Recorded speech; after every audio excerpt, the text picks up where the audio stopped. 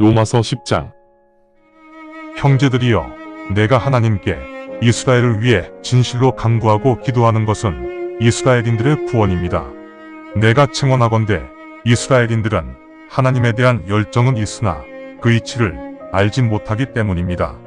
이스라엘인들은 하나님의 공의를 간구하고 그들 자신의 공의만을 세우려고 하면서 하나님의 공의에 승복하지 않기 때문입니다. 왜냐하면 믿는 사람 모두에게는 그리스도가 공의에 대한 법을 지배하시는 왕이시기 때문입니다. 모세는 율법의 공의에 대하여 다음과 같이 설명하고 있습니다. 율법대로 행하는 자는 그 율법에 의해 살 것이다. 그러나 믿음의 공의는 이렇게 말하고 있습니다. 누가 하늘로 올라가겠느냐라고 마음속으로 중얼거리지 마라. 이는 그리스도를 하늘에서 내려오시게 하기 위함입니다. 아니면 누가 시면으로 내려갈 것인가라고 마음속으로 중얼거리지 말아라. 이는 그리스도를 죽음에서 일어나시게 하기 위함입니다. 그렇다면 이 말은 무엇을 의미합니까? 말씀이 너희 가까이에 있어 내 입과 내 마음에 있노라. 즉, 우리가 선포하는 믿음의 말씀이 가까이에 있다는 뜻입니다. 만약 여러분이 입으로 주 예수님을 인정하고 하나님께서 그분을 죽음에서 일어나게 하셨음을 마음속에서 진실로 믿는다면 여러분은 구원을 받을 것입니다. 왜냐하면 공의를 마음속에서 진실로 믿고 입으로 구원의 고백을 하였기 때문입니다. 그 근거로 성경 기록은 다음과 같이 말하고 있습니다. 누구든지 예수님을 믿는 자는 수치를 당하지 않을 것이다. 모두에게 공평하신 하나님이시므로 유대인과 그리스인을 따로 구분하시지 않습니다. 따라서 하나님께서는 간구하는 사람들 모두에게 풍성히 채워주십니다. 그 근거는 주의 이름으로 간구하는 자는 모두 구원을 받을 것이다 라고 기록되어 있기 때문입니다. 그렇다면 그들이 믿지 않는 하나님께 어떻게 간구합니까? 그들은 들어보지도 않은 하나님을 어떻게 믿습니까? 그리고 전도하는 사람도 없이 그들이 어떻게 들을 수 있겠습니까? 전도자들이 파송되지 않았다면 그들이 어떻게 설교를 할 수 있겠습니까? 평강의 복음을 선포하는 그들의 발걸음이 얼마나 아름다운가. 선한 일에 관한 기쁜 소식을 전하는 자들이여, 라고 성경에 기록되어 있습니다. 그러나 모든 사람들이 복음에 순종한 것은 아닙니다. 그 근거로 이사야가 말하였습니다. 주님, 누가 우리의 대언을 믿었습니까? 결국 하나님의 말씀을 직접 귀로 들어야 믿음이 생기게 됩니다. 그렇다면 나는 말합니다. 사람들이 듣지 않았습니까? 네, 그들은 정말로 들었습니다.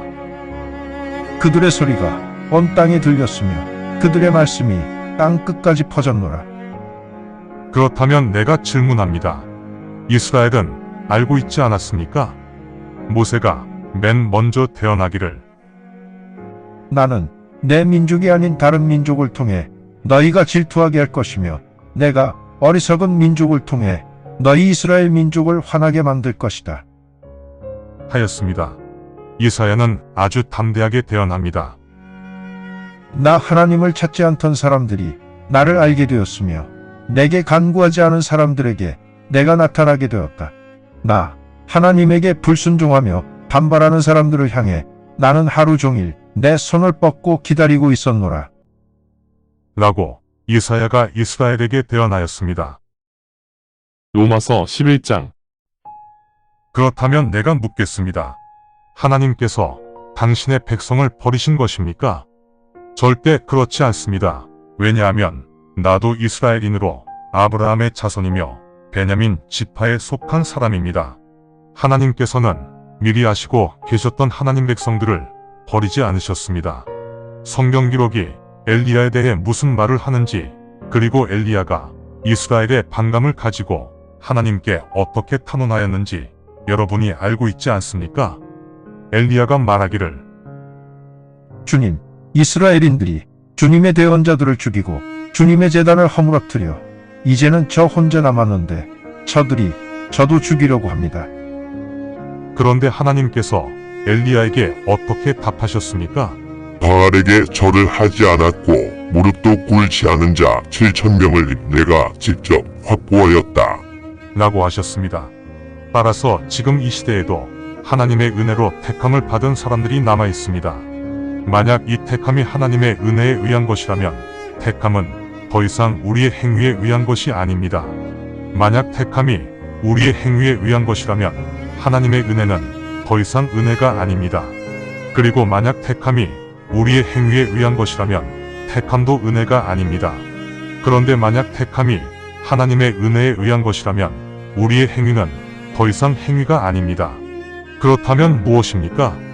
이스라엘은 그들이 찾는 공의를 얻지 못하였으나 오직 택함을 받은 백성들만 공의를 얻었으며 그 이외의 사람들에게는 공의가 가려졌습니다.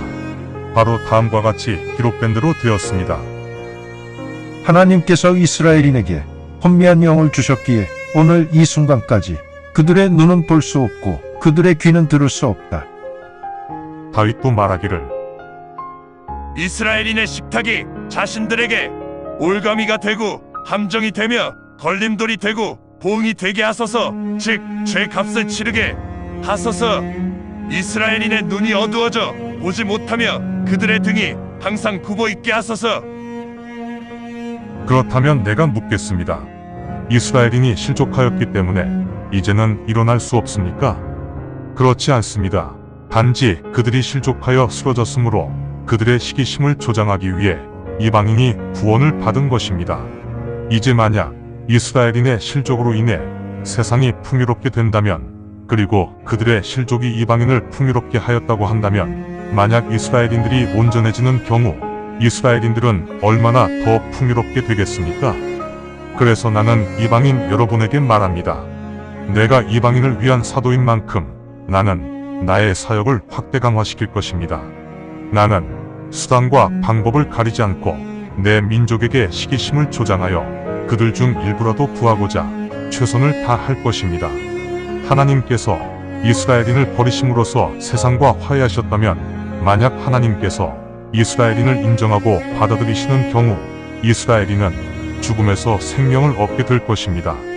왜냐하면 첫 열매가 거룩하면 그 다음 열매 덩어리도 거룩할 것이며, 뿌리가 거룩하면 가지들도 거룩하기 때문입니다.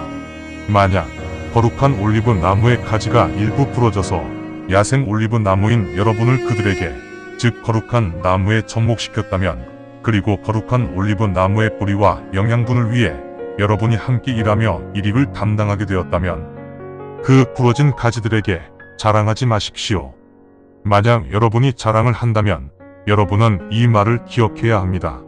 여러분이 뿌리를 지탱하는 것이 아니라 뿌리가 여러분을 지탱하고 있습니다. 그러면 여러분은 이렇게 말할 것입니다. 나를 접목시키려고 그 가지가 부러졌다.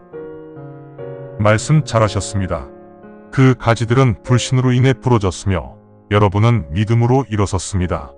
그러니 여러분은 자만하지 말고 경외해야 합니다. 왜냐하면 만약 하나님께서 원래 가지들, 즉 이스라엘인을 특별 대우를 하시지 않는다면 여러분에게도 특별 대우를 하시지 않을 것이기 때문입니다. 그러므로 하나님의 선하심과 엄중하심을 깊게 묵상해야 합니다.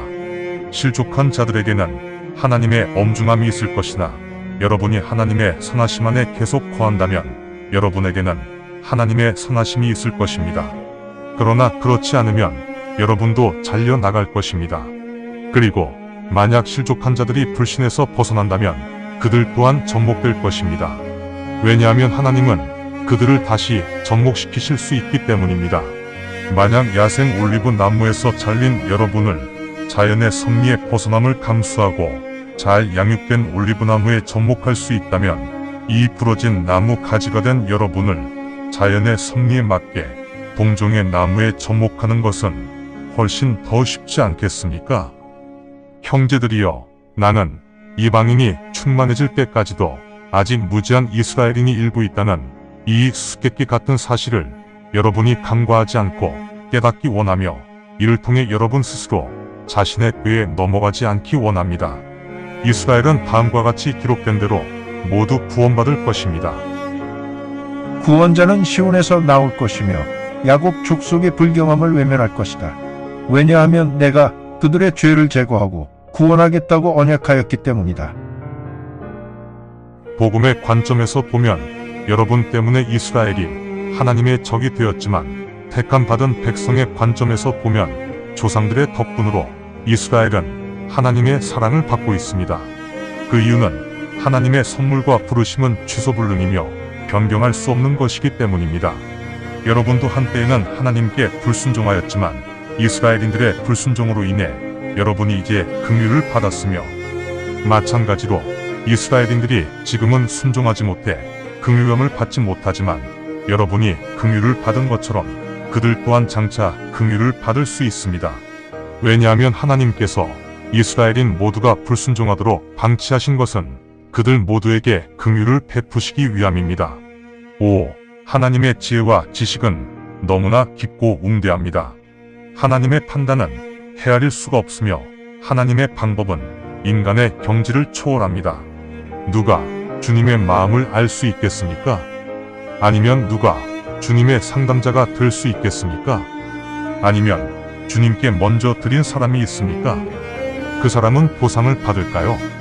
결국 만물은 모두 하나님의 것이며 하나님을 통해 존재하며 하나님을 위해 존재합니다. 하나님께 영광이 영원하기를 원합니다. 아멘. 로마서 12장. 그러므로 형제들이여, 내가 하나님의 긍휼로 여러분에게 간절히 원하는 것은 여러분이 자신의 몸을 거룩하고 합당하며 살아있는 희생물로 하나님께 바쳐야 합니다. 이것이 여러분이 드려야 할 온당한 예배입니다.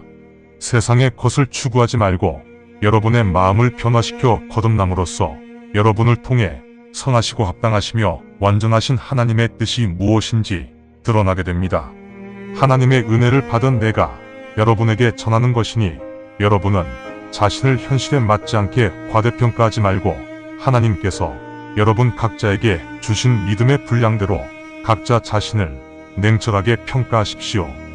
왜냐하면 우리 몸에 여러 지체가 있는 것처럼 우리 모두도 동일한 역할을 하는 것이 아니기 때문입니다. 우리는 여럿이지만 그리스도 안에서 한 몸이 되어서 각자 서로의 지체가 됩니다. 즉, 우리가 받은 은혜에 따라 서로 다른 선물을 받았으므로 우리는 그 선물을 사용해야 합니다. 만약 그 선물이 대언이면 각자 믿음의 양만큼 대언해야 합니다. 만약 사역이라면 우리는 그 선물을 우리의 사역에 활용해야 합니다. 가르치는 은사를 받은 사람은 교육에 사용해야 하고, 권면의 은사를 받은 자는 권면에 사용하며, 도움을 주는 은사를 받은 자는 후덕하게 베풀고, 지도의 은사를 받은 자는 성실하게 지도하며, 긍휼의 은사를 받은 자는 즐겁게 섬겨야 합니다. 가식이 없는 사랑을 해야 하며 악을 증오하고 선함을 고수해야 합니다. 형제의 사랑처럼 서로에게 친절하고 애정을 가지며 존중하고 양보합시다. 꾸준히 성실하게 뜨거운 영으로 주님을 섬깁시다. 소망을 기쁨으로 간직하며 환난 가운데 인내하고 꾸준하게 기도를 지속합시다. 성도들은 필요로 하는 물질을 서로 나누고 서로 환대합시다.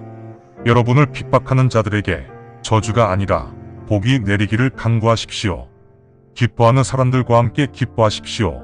슬퍼하는 자와 함께 슬퍼하십시오. 서로 한 마음이 되십시오. 마음을 높은 곳에 두지 말고 겸손한 자들과 잘 지내며 자신의 생각이 현명하다고 생각하지 마십시오. 누구에게도 악을 악으로 갚지 마십시오. 사람들이 선하다고 여기는 것을 존중하십시오. 가능하다면 여러분 쪽에서 먼저 모든 사람들과 최대한 화평하게 지내야 합니다. 사랑하는 여러분, 여러분이 직접 복수하지 말고 하나님의 진노에 맡기십시오. 그 이유는 다음과 같이 기록되어 있기 때문입니다. 복수는 내가 할 일이니 내가 갚아줄 것이다. 라고 주님이 말씀하십니다. 내 원수가 굶주리면 그들에게 음식을 먹이고 목말라 하면 마실 것을 주어라. 왜냐하면 너희가 그렇게 함으로써 원수의 머리에는 숯불 곧 하나님의 진노가 쌓이게 될 것이다. 라고 주님께서 말씀하십니다. 악에 굴복하지 말고 오히려 악을 선으로 극복하십시오. 감사합니다.